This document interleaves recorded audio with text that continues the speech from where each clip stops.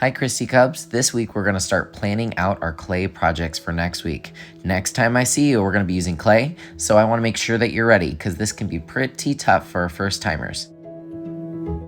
So what is clay? Clay is an important art material and it's been used for hundreds of years.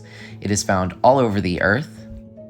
Clay is basically a mud, but when it is heated up, it turns rock hard. Some people have even built their houses out of clay.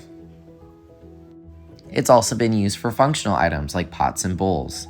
So where specifically do you find clay? Think about Minecraft. Clay can be found under lakes, rivers, ponds, bodies of water. The clay that we're going to use is filtered clay, so you're not going to find bugs or rocks in it. Let's talk about the clay process.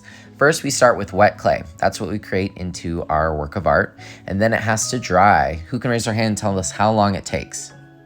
It takes 2 to 3 weeks for it to dry. Now, a lot of students get very excited, but they don't know what's going to happen if we put it in the kiln while it's wet. Raise your hand if you know.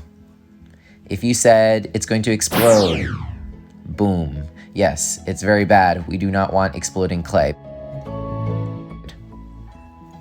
After it has dried, we put it in the kiln.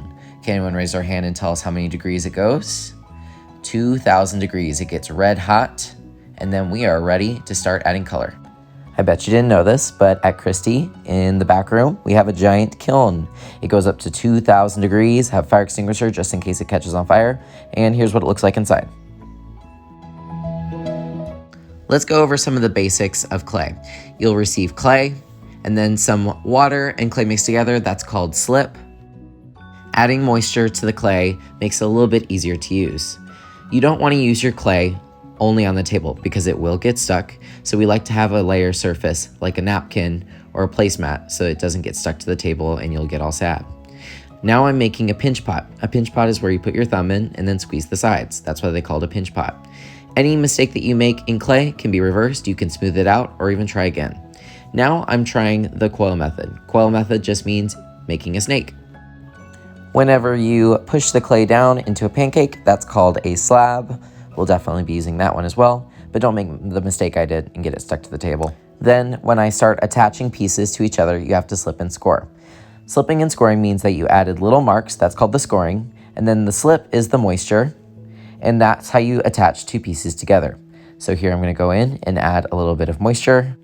You must attach all pieces using slip and score or it will fall off in the kiln, I promise you. Now that you know the basics, let's go ahead and start planning our clay project for next week. See you then.